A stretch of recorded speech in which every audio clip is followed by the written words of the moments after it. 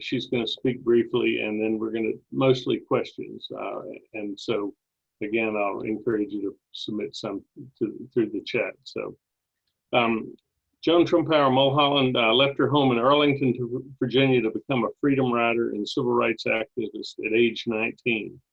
In the next 4 years, she participated in more than 50 peaceful demonstrations throughout the deep South, and her path crossed with paths of some of the biggest names in the civil rights movement: Stokely Carmichael, Martin Luther King, Medgar Evers, Julian Bond, and the late Congressman John Lewis. And like Congressman Lewis, Joan got in a lot of good trouble. She was disowned by her family, threatened, attacked, shot at, cursed with words no one will even say today. She was arrested 6 times and put in a cell on death row at Parchman Penitentiary in Mississippi. She was nearby when 4 children were killed in a church bombing in Birmingham, and she met with Michael Schwerner on the night before he and 2 other young activists were murdered in Philadelphia, Mississippi. Those murders, as you may know, became the basis for the movie Mississippi Burning. And she was targeted for death by the KKK. To put her contribution in perspective, Congressman John Lewis, Bill Clinton, Harry Belafonte, and just 31 other people have been awarded the Martin Luther King I Am a Man Award for their work for civil rights. And Joan is one of just 4 women to join the other 20 men that have won that award, that have been honored in that way. I'd like to take a moment now to show you a photograph and tell you a little bit about just one day in Joan's good trouble time. It was really hard thinking about what the best way to demonstrate what some of the things she's done, but I want to try here.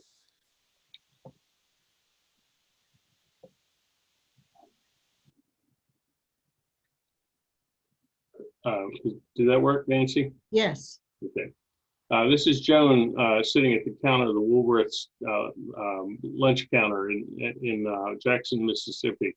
That's her in the middle with the bun. Just to see her sitting there tells you a lot about how brave she is, but that's only part of the story. Just before the picture was taken, a young African-American man, Memphis Norman, was in the seat that Joan took. He was thrown to the floor, kicked, beaten, and arrested before being taken to the hospital. And weighing in at a strapping 5 feet 1 inches tall, Joan stepped through the crowd and took his seat. And the amount of courage it must have taken to that just astounds me. A few minutes later, Joan and the woman on her left were pulled from their seats, dragged outside by their hair, and dropped outside the restaurant. When she was freed, she returned to her seat again and watched as the man next to her was punched with brass knuckles, burned with cigarettes butts, and the 3 of them all had sugar, salt, ketchup, pepper, and everything else thrown in their eyes and on their heads. They stayed for several hours and only left when the store was closed that day. And the photograph became an iconic image of the civil rights era and has been used even to build models of the counter for a number of museums, civil rights museums, and that's one you see on the photograph. A copy of this photo hangs in Joan's house today, along with a note from the photographer that says, "Like I have told you 100 times, y'all were the bravest people I've ever seen." And and I have one more thing that I'd like to show you. It's a trailer from the movie that we talked about in the materials we sent out.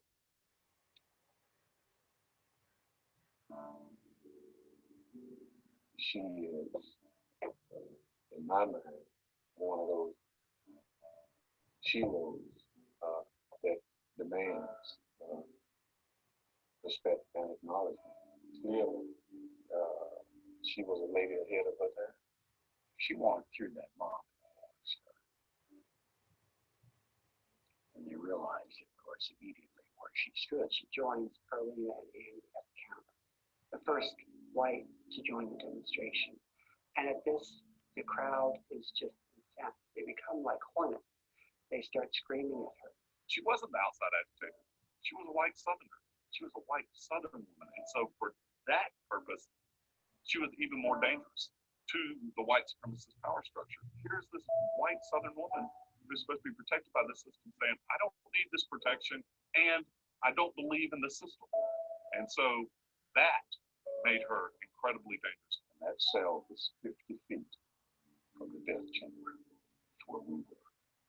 As far as the state of Mississippi was concerned, we had committed capital crimes. We had no doubt we were going to die. Mississippi was known as the deepest of the deep South, the heart of darkness. Somebody was going to die that summer. And it looked like it was us.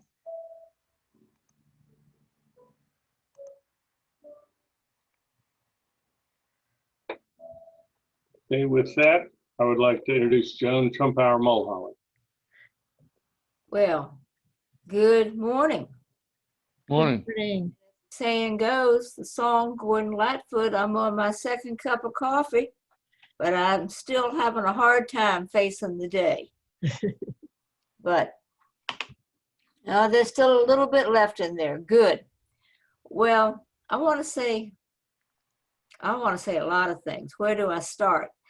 But okay, y'all down in Richmond say, oh, Northern Virginia isn't part of Virginia. It's a separate world. Well, let me tell you, when it came to segregation, the state law was the state law. And Robert E. Lee is my homeboy. Arlington is named for his home. So I think we're pretty Southern. Yeah, and the first integrated school in the public school in the history of Virginia was right here in Arlington. It was Stratford. I had gone there a year or two. And actually I'd gotten a little small letter, you know, one of those little things you sew on your jacket for being in the band. And I gave it to one of the guys who was integrated the school. So don't count us out. Now, we had sit-ins here up in Northern Virginia long before the folks, before the 1960 sit-ins started. There were random sit-ins here and there, I know in Kansas and Florida, but we had the sit-in in the library and with the rest up in Alexandria. So I think that's Southern. And I'm proud to be a Southerner. I make no apologies for it. We got the best food in the country. We got good music. We got good looking ladies, well, the exception of me maybe, and handsome guys. Good scenery from the ocean to the mountains, right here in Virginia. So nothing to apologize for. My family's from Georgia, and Sherman did march. John Lewis wanted to march nonviolently through the South like Sherman marched through Georgia, but some of them Yankees made him take that out of his speech at the March on Washington. But we're good folks. Now on that picture of me at the lunch counter where they're wasting all that sugar on my head like I wasn't sweet enough to begin with, you know, sweet young thing. I think the important thing, two important things about that picture. One is it's probably the most widely used sit-in photo that's used, and it's the most integrated sit-in because you got Ann Moody Black, me white, and John Salter, whose mama was Scotch-Irish, but he was a Native American tribal member. So we're a very diverse little group sitting there. But more importantly is the photographer, Fred Blackwell, who's still, as far as I know, living just outside of Jackson. And when he had graduated from the same high school as all those kids in the crowd, we'd made the mistake of not realizing that it was exam week at the high school, and the seniors, if they had good grades, could come up to Capitol Street and get something to eat, get their lunch. And no fast food joints yet. That was before fast food joints. And only this was their big opportunity. And they couldn't get their bite to eat because the counter was closed with us sitting there, so they were not happy. And trying to outdo each other and taunting us. But you know how those high school boys are. Some of you all were high school boys, you know. And so Fred came in just about the same age as the demonstrators. He lived in the neighborhood. He'd gone to the same high school, knew a lot of the guys. The guy with a cigarette lived 3 doors down the street from him. So these were his people, and he identified with them. He was the second string photographer. You know, the first string guy had gone to get his film. I think most of us remember film, the ancient history in cameras. He'd gone to get his film developed. They sent in this young whippersnapper, Fred Blackwell, who got permission to stand on the lunch counter. Well, he started out identifying with his buddies. After 3 hours of standing on the lunch counter taking pictures, his sympathy shifted from his friends who were being rowdy to the nonviolent demonstrators. He came to support the demonstrators when he saw our Gandhian nonviolence. Well, if that wasn't enough, when the pictures appeared in the newspaper in the evening, a kid at a rival white high school saw the pictures of the violence and his heart was changed. And I say that is the power of the press. We must always remember and honor the power of the press. That picture went worldwide. It was even colorized before they had color photography in the newspapers. That picture was colorized on the front page of the Paris Match, the most powerful newspaper in Europe at the time, like saying the New York Times. So I think that is really a powerful moment. And I thank Fred Blackwell. Okay. Yes? I was just going to say, Miss Mulholland, the questions are coming in really fast. May I pose some to you? Okay, I'll stop going on. And no, I didn't want to interrupt you. I just wanted you to know everybody's so curious. Okay, well, let's take the questions. Excellent. Thank you. When you were 9 or 10 years old, you report first giving some thought to racial inequality. I mean, others of us are playing jump rope and dodgeball. Well, I'm just so curious about what caused that. Well, down at Grandma's house every summer in Oconee, Oconee, Georgia, not that fancy resort, but this was a company-owned logging town. Dirt road, train track went down the middle of the road. The train was called the Nancy Hanks. Anyone know who Nancy Hanks was? Abraham Lincoln's mama. So we know a Yankee owned that train. Well, my little playmate of every summer, we sort of dared each other to go off down the dirt road that led to the inward town. And that was creepy because folks just saw these 2 little white girls coming down the road and disappeared behind their houses and indoors and things, quit sweeping their yard. And that was bad, creepy enough, but we got to the colored school. Colored was the polite term word. Then black would get you, that was rude, fighting words. Saw at the school for the colored kids, and it was just a 1-room shack.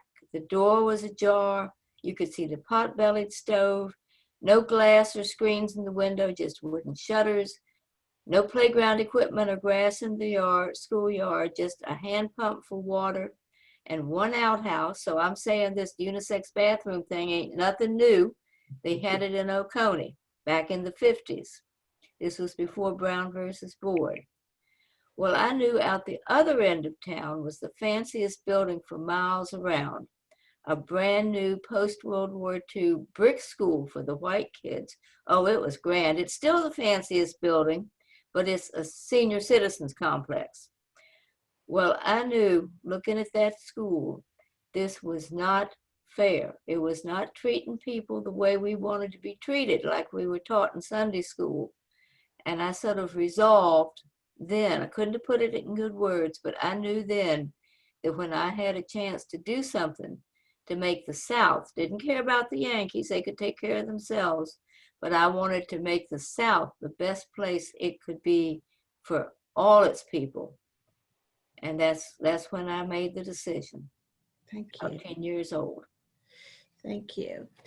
And Ms. Mulholland, I think I heard and saw a little bit in the documentary about that your family didn't really love the activities that you got into as a teenager and young adult. And yet there are many of us who think that something about your family must have really fueled the compassion to join this movement. So I'm curious, did your family ever accept your beliefs or your commitment or your contribution or your bravery? What was it like to be in a family that saw things so differently? Well, now Mama was from rural Georgia, and she never really supported it, but grandchildren sort of soften your heart, though I did have to remind her about her language around the grandkids sometime. Now, on my father's side, my parents had met in DC when they came looking for those good government jobs and the New Deal jobs. My father's side, my great grandmother had been arrested, chained to the steps with other women at the Iowa State Capitol as a suffragette. And her husband, the country doctor in this little town in Iowa, he thought that new preacher went on too long. So one Sunday he got up and went out and rang the church bell, which was emptied the church. It was also, the fire announcement in the town. And so I think there may be a genetic, he was fined $10 for disturbing divine worship, but he said that preacher never went on like that again. So I think there may be a genetic component to this civil disobedience thing. Also, my daddy, from the town he was from in southwest Iowa, 700 people then, 700 now, maybe, if it's that much. But the town doctor had a good buddy from his college days in Iowa. Now, this is a pop quiz, folks. His good buddy would show up and and throw peanuts out in the yard for a scavenger hunt. He was the hero to every kid in town because, they didn't have fresh produce back then in the early 1900s. That was a seasonal thing. And peanuts, unheard of. This was before planters took over the world. Well, that town doctor's good buddy, who do you think he was that would show up with all these peanuts? Come on, somebody guess. Jimmy Carter. Jimmy Carter wasn't back in the early 1900s. That's not the first person to say that. George who? George Washington Carver. Carver. George Washington Carver was the hero to every kid in my daddy's hometown because he brought them peanuts. And so, if he's your childhood hero, before Superman came on the scene, you do not grow up prejudiced. You love those peanuts and you love the man who brought them. So I think that, balanced out my mama's side of the family. Daddy didn't like me being in the movement because he was afraid his darling daughter would get, hurt, if not killed. But he supported our goals all the way, thanks to those peanuts. Thank you. Ms. Mulholland, at 19, when many of us thought getting out of our discomfort zone was just moving out and living away from home, you became involved with the Freedom Rides from DC, worked with people like Stokely Carmichael. I took Stokely to Mississippi on the plane. Yeah, I organized that. So I take credit for bringing him to the Deep South. Will you talk a little bit about that trip to Alabama, New Orleans, and Mississippi? Well, we didn't go to Alabama. This gets mixed up a lot. Okay.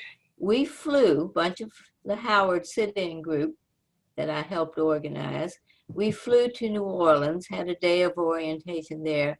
Then we took the Illinois Central, but not to Chicago, just to Jackson, and got off the train in Jackson, went into one waiting room or the other, I forget which, took a seat, and wouldn't get up and walk out. Captain Ray, move on and move out. Y'all hear me? You gonna do it? You're under arrest. And we were off to the city jail. Now something happened on that gave me hope for the future. I knew things would work out.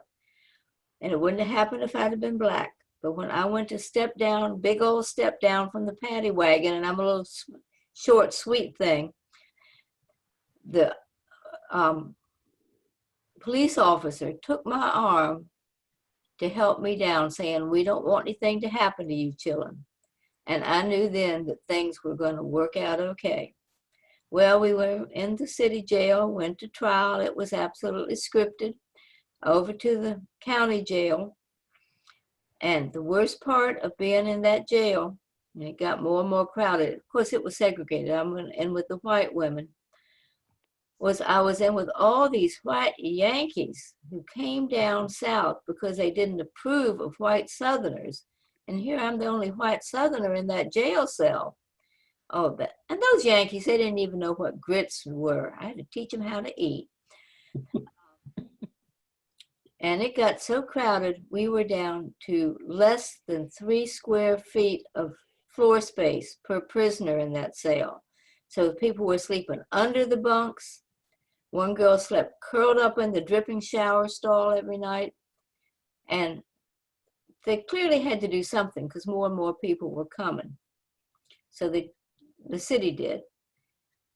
And they thought about putting us in the cattle barns, but they saved that idea at the county, at the city, at the state fairgrounds. They were going to put us in the cattle barns, but they held off on that until after the rest, when Medgar was killed. They decided to take us up to Parchman, the worst prison in the country, worse than Angola in Louisiana. And they took the prisoners on death row, put them to nicer places in the prison, and put us on the cells in death row. Well, they were just trying to intimidate us as far as I was concerned. I knew their game, I'm a Southerner. And it was roomier and cleaner, and the food was way better than that stuff back in the county jail. Well, I didn't have anything else to do that summer. I had already been accepted at Tougaloo College, which I applied to with the encouragement of the leadership of SNCC, the Student Nonviolent Coordinating Committee. Didn't just jump up and do it. I took advice and said yes. And I didn't have anything else to do. So I figured I had free room and board for the summer. That's not a bad deal. And I stayed until the last possible minute to get out, pay the rest of my sentence. It was $3 a day for every day you stayed, off your fine. So I served the sentence and worked off the fine as far as I could. And then I went on out to Tougaloo. And I studied hard, got good grades, caused a little good trouble. And that's it. Miss Mulholland, you talk about your incarceration like it was an interesting experience, but weren't you in a cell located on death row in Parchman Penitentiary, one of the most notorious prisons in the South? Yeah, but they weren't going to kill us. They were just trying to frighten us. I knew that. I see. The documentary indicates that you went back there, as many years later, along with a number of people who were jailed with you. What was that experience like to go back and visit? Oh, I think it was fun. We started swapping stories like it was old home week, You remember this? You remember that? Oh, they did Frida's fried chicken on the 4th of July. And lemonade. I'd forgotten about the lemonade. Little things like that. they had to hurry us on out, the organizers, because the buses had to leave, and you know, they were running out of time. But we were having a good old time. Most of us. Some people got a little freaked out, but. Gotcha. So you became, as you said, the first white woman to attend Tougaloo College. I imagine Tougaloo was a target at times for a lot of unrest and activity. Can you share a little bit what life was like there? Well, it was a small campus, about 500 people. About at that point, it was about 10 miles out from Jackson. And at first, some students sort of wondered if I was for real or was I just on my, you know, semester abroad kick. But as one girl who's still friends says, even though she belongs to, still friends even though she belongs to the opposing sorority. We won't call that one by name, but she said, well, once I saw you studying just as hard as the rest of us in the library every night, I knew you were for real and you were okay. Sometimes in, you know, the line at the cafeteria, a student might reach out and want to see what my hair felt like from behind, and I let them touch my hair and, you know, pretended I didn't know it. I don't think any of them tried to see if the white would rub off, but you know, it was good. I was in the social life and invited to join Delta Sigma Theta sorority. Anybody else out there? So very good. And yeah, the main thing was you had to study. And with the Deltas, there wasn't a whole lot of difference between a sorority meeting and a civil rights group meeting. Good mischief.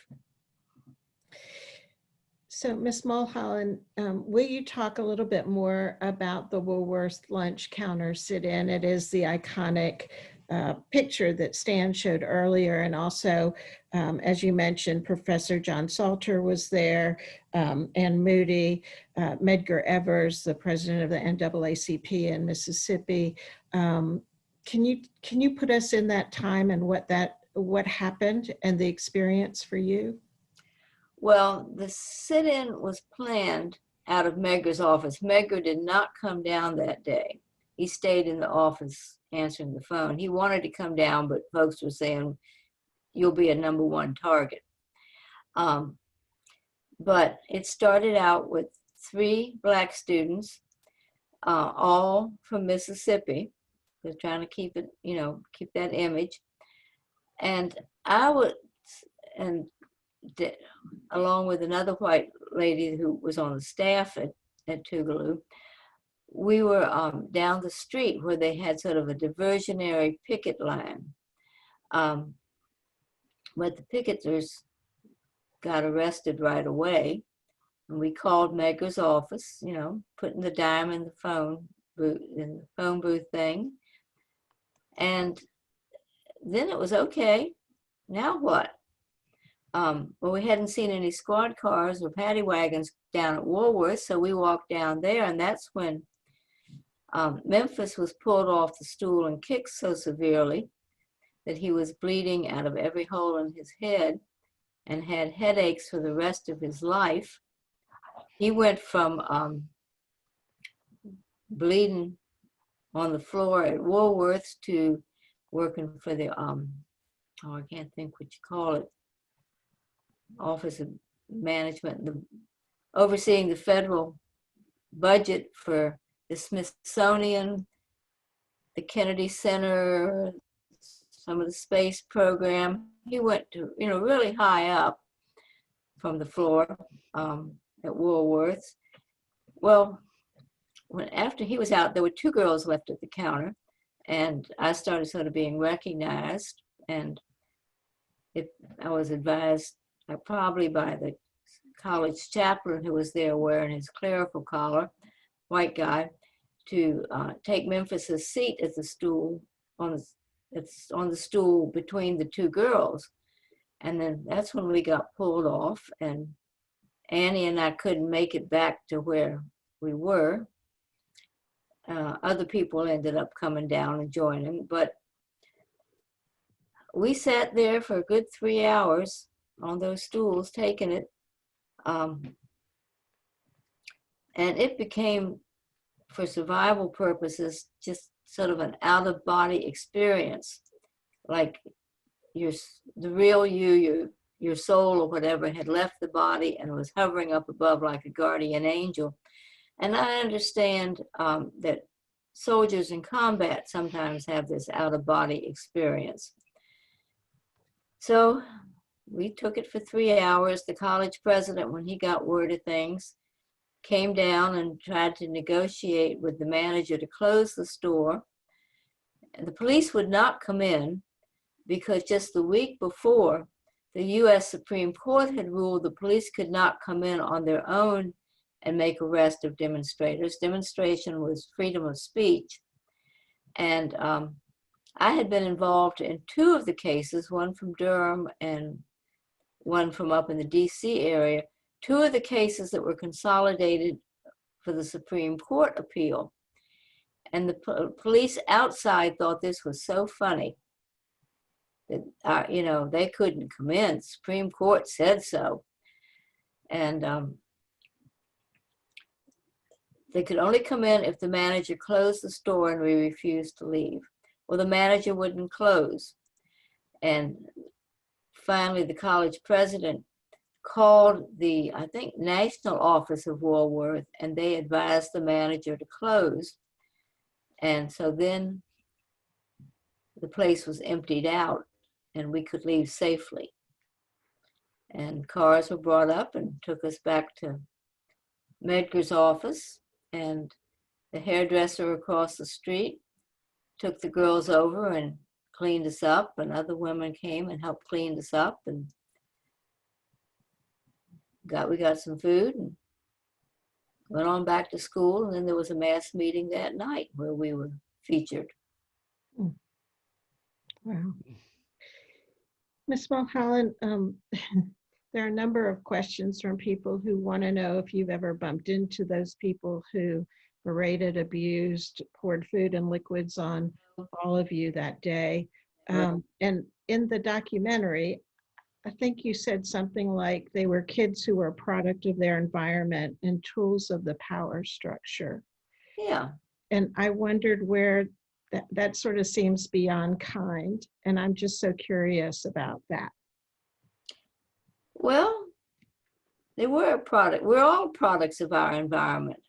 I grew up under segregation without giving it a thought. My mother grew up under it and believed it was the way things should be. If you're taught by the school, the law, you're supposed to be law-abiding. The law says things should be segregated. But the church, the school, your parents, everything says this is the way it should be.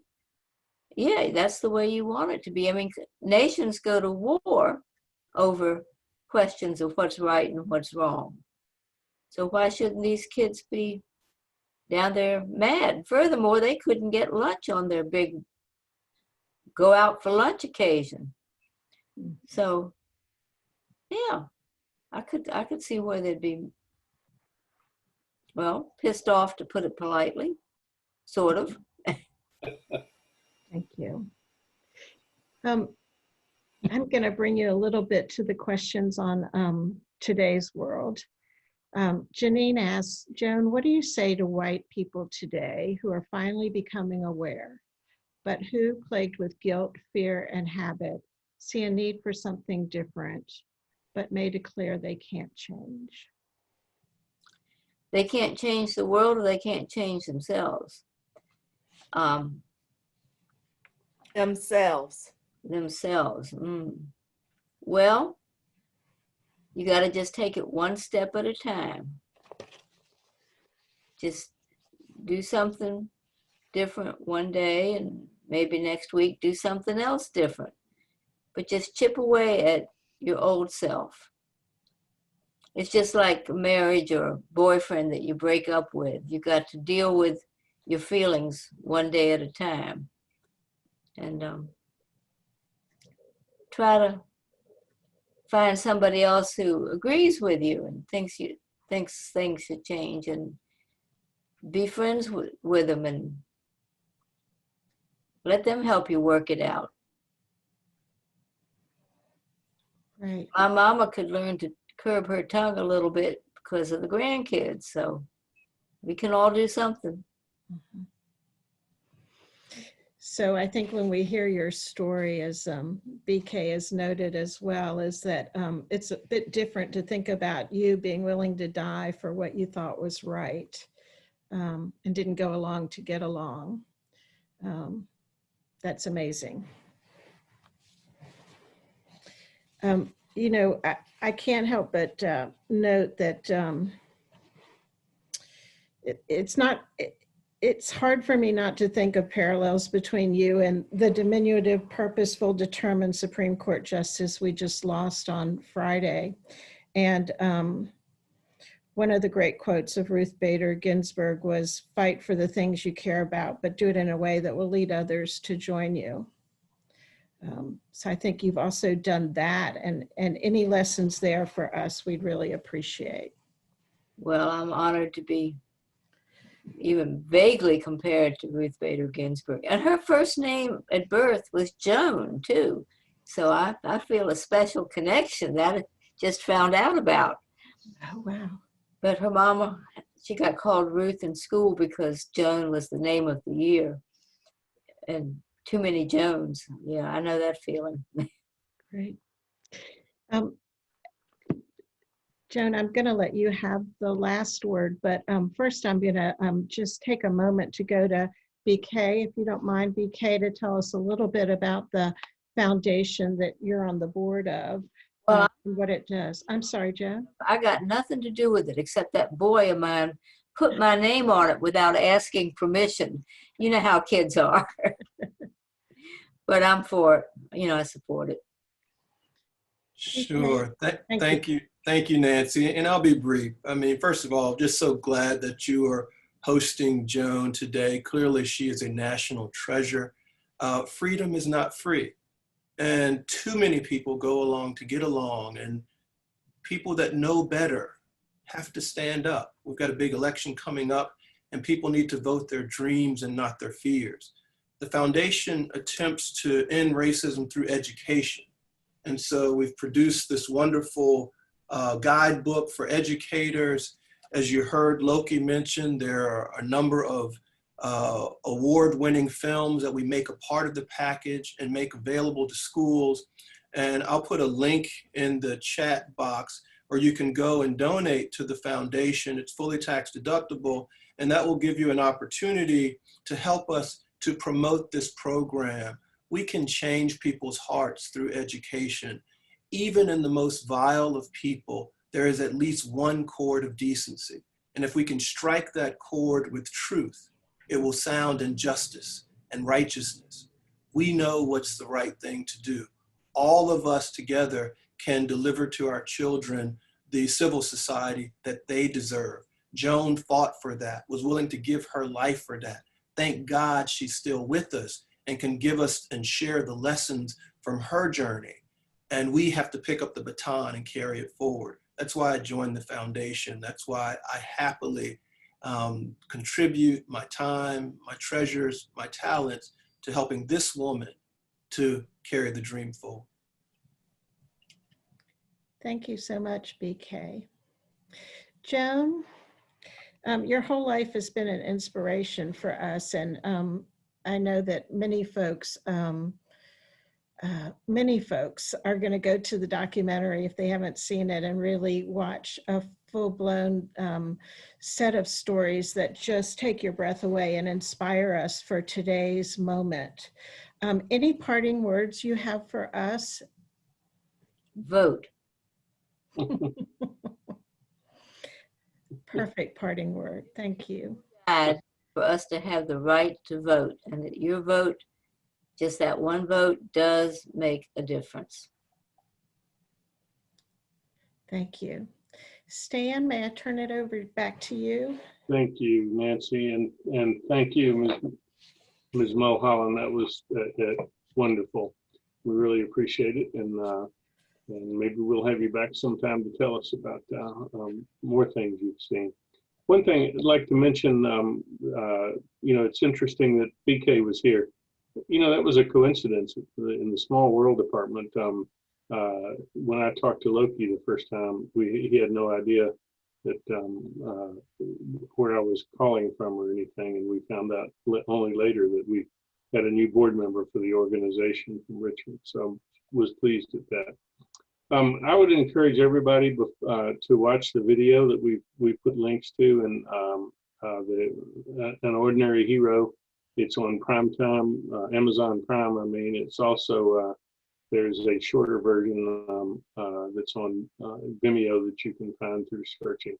It's an hour and a half, and it's a great film about the Freedom Riders and about Joan in particular, obviously. I thank you all for coming. October 27th is our next meeting, and that's just 7 days before the election. So it was perfect that Joan mentioned voting. We encourage you to, and be prepared if you come to the next meeting. We may do a poll and ask you if you've already voted yet. So I hope we'll get lots of yeses from that. So I am again pleased to have this meeting and look forward to getting together with everybody again soon. And Ms. Mulholland, I look forward to talking to you again in the future. Thank you so much for everything you have done and for everything you're still doing. And with that, I will say goodbye, and we'll see you on October 27th. Thank you. Thanks, Don. Take care. Thank you. Bye, everybody. Bye.